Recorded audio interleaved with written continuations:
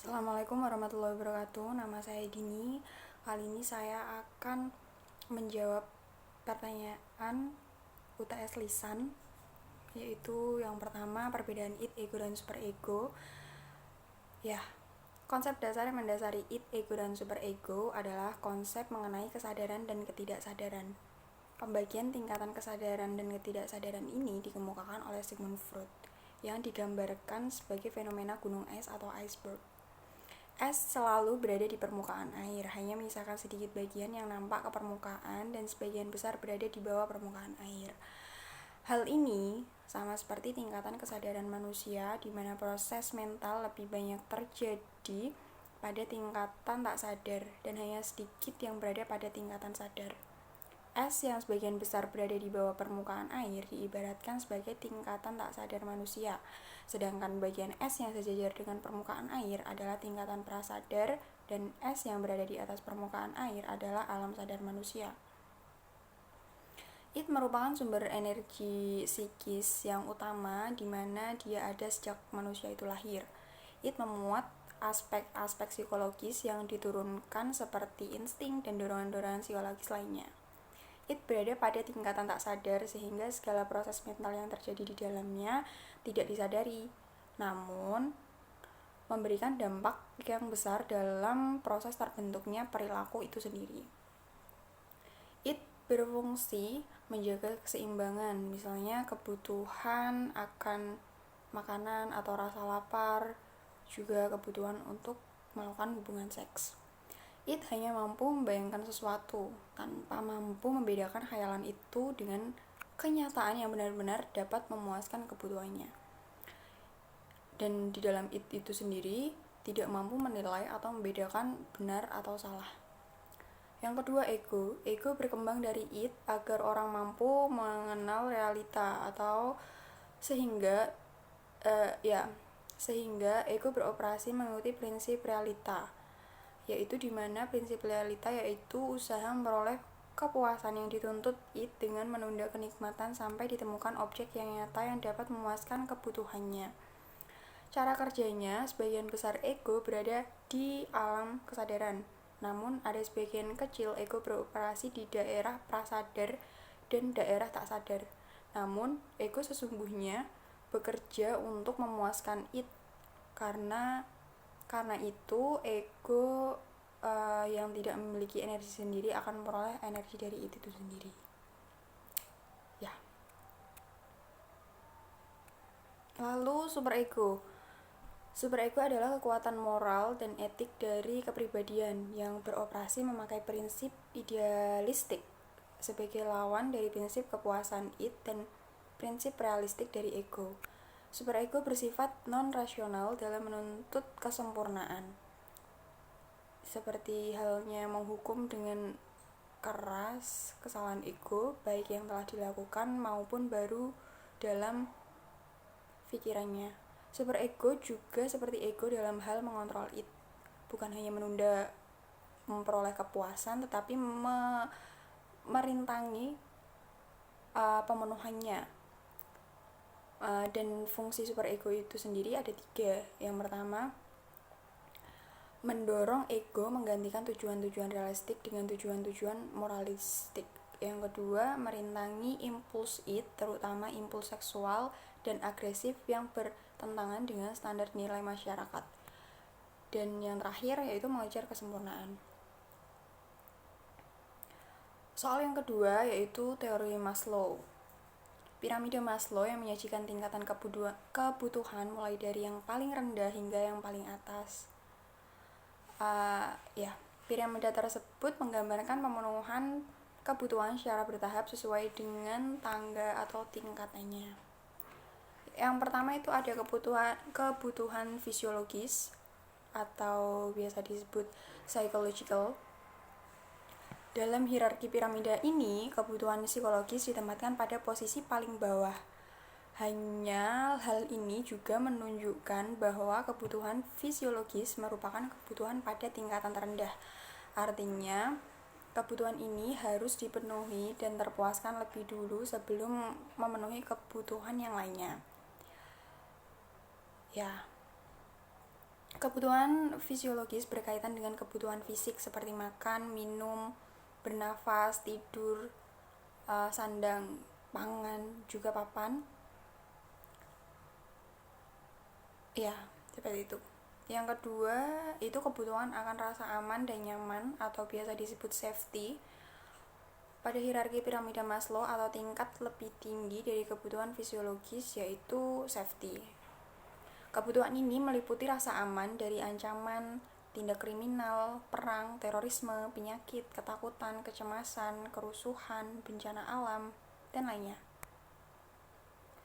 Pemenuhan akan kebutuhan ini memungkinkan setiap individu untuk menjalankan aktivitasnya dengan baik. Sayangnya, kebutuhan safety ini tidak selalu bisa dipenuhi secara total. Meski telah dilakukan antisipasi, namun tetap saja ada ancaman-ancaman yang tidak bisa dihindari seperti bencana alam atau perilaku tidak menyenangkan dari orang lain.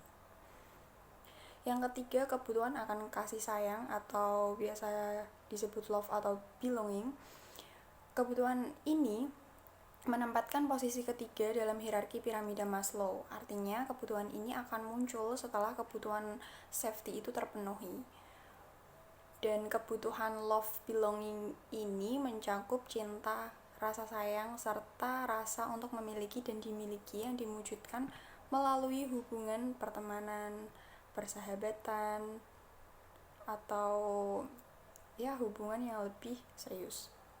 Setidaknya individu yang membutuhkan kebutuhan ini itu akan merasa terpenuhi jika memiliki rasa percaya diri dan jiwa yang lebih besar.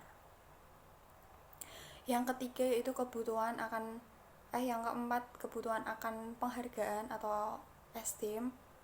Saat kebutuhan love belonging terpenuhi, maka kebutuhan itu akan beranjak pada tingkatan yang lebih tinggi, yaitu kebutuhan untuk dihargai. Kebutuhan ini berkaitan dengan ego setiap individu yang berkeinginan untuk mencapai prestasi ataupun gengsi. Kebutuhan akan penghargaan atau untuk dihargai dikategorikan menjadi dua, yaitu kebutuhan yang lebih rendah dan lebih tinggi. Kebutuhan yang rendah itu diwujudkan dalam bentuk perhatian, menghormati orang lain, apresiasi dari orang lain, status, martabat, dan yang lainnya. Sementara kebutuhan penghargaan yang lebih tinggi meliputi harga diri seseorang, kompetensi, prestasi, kemandirian, kebebasan, keyakinan, dan lain sebagainya. Jika kebutuhan ini terpenuhi, maka setiap individu siap untuk melangkah pada pemenuhan kebutuhan yang tertinggi, yaitu aktualisasi diri atau self-actualization. Kebutuhan akan aktualisasi diri atau self-actualization di saat seseorang telah berhasil memenuhi semua kebutuhan pada level rendah tadi, maka ia akan butuh untuk menunjukkan dirinya kepada orang lain. Cukup sulit emang, karena untuk memenuhi kebutuhan ini seseorang harus mengerahkan segala potensi yang dimiliki yang ada dalam dirinya sehingga bisa tampak lebih menonjol dibandingkan orang lain. Ya, karena itulah kebutuhan ini ditempatkan pada hierarki tertinggi dalam piramida Maslow, di mana kebutuhan ini, self-actualization, menjadi hasrat yang memicu setiap individu untuk menggali potensi dalam diri dan mengembangkannya semaksimal mungkin sehingga mampu menjadi diri sendiri sesuai dengan kemampuannya sendiri. Soal yang ketiga yaitu penjelasan tentang teori Zimbardo. Zimbardo dikenal dengan eksperimennya, di mana dia mampu merubah perilaku seseorang menjadi bertolak belakang hanya karena satu peran. Dalam eksperimen yang ia jalankan untuk mengetahui pengaruh kekuasaan terhadap perilaku seseorang akan berujung sebuah malapetaka, yaitu pada tahun 1971 Zimbardo yang seorang psikologi mengadakan eksperimen di Fakultas Psikologi Universitas Stanford dengan mengubah tempat tersebut menjadi layaknya sebuah penjara sungguhan, tanpa atau minim pencahayaan, juga tanpa akses untuk orang lain. Sebelum dilakukan eksperimen, ia membuat sayembara untuk merekrut partisipan dari mahasiswa Stanford dengan kriteria tidak memiliki catatan kriminal dan sehat secara psikologis. Zimbardo mendapatkan sejumlah 24 mahasiswa pria yang dipilihnya dari 75 sukarelawan yang mendaftar. Ia juga menjanjikan imbalan sebesar $15 per hari bagi mereka yang menjadi partisipan. Dalam percobaan tersebut, partisipan dibagi dalam 2 kelompok untuk dimintai menjalankan peran sebagai tahanan atau sipir penjara. Selama berlangsungnya eksperimen, tahanan diperlakukan layaknya tahanan sungguhan. Begitupun dengan sipir penjara yang diberi kuasa penuh untuk memperlakukan tahanan layaknya orang yang bersalah. Nah, dalam waktu sehari mereka telah menghayati peran yang dilekatkan yang telah diberikan kepada mereka. Akibatnya, mereka yang berperan sebagai sipir benar-benar menggunakan kekuasaannya untuk melakukan tahanan secara buruk. 2 hari berlangsung, perilaku itu menjadi sangat kejam. Sementara di sisi tahanan, mereka merasa tertekan secara emosional dan mengamuk, bahkan dalam waktu mereka merencanakan untuk kabur secara massal. Meskipun pada akhirnya mereka batal untuk kabur dan tetap berkeinginan melanjutkan sampai akhir. Namun, eksperimen yang direncanakan berlangsung 2 minggu atau 14 hari akhirnya dihentikan di hari ke-6 karena datangnya protes dari psikolog yang berasal dari Universitas Berkeley, di mana Zimbardo dinilai melanggar etika mengenai penelitian yang menggunakan manusia sebagai subjek. Akan tetapi, partisipan sempat bersikeras ingin melanjutkan eksperimennya, terlebih mereka yang berperan sebagai sipir penjara, karena dengan begitu mereka tetap dapat melakukan tindak kekerasan secara legal serta mendapat reward, yaitu berupa imbalan uang seperti yang telah dijanjikan Zimbardo sebelumnya. Dan bagaimanapun penelitian ini telah memperlihatkan ilustrasi yang jelas bagaimana suatu keadaan bisa membentuk perilaku seseorang. Dan menurut Zimbardo, mahasiswa yang normal dan sehat dapat berubah perilakunya sesuai peran yang mereka jalani. Baik itu sebagai penjaga yang sadis dan kejam atau sebagai tahanan yang tertekan.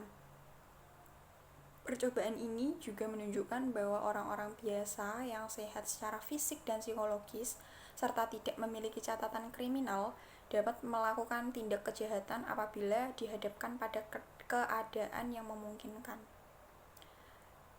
Jadi itu adalah jawaban UTS saya. Terima kasih.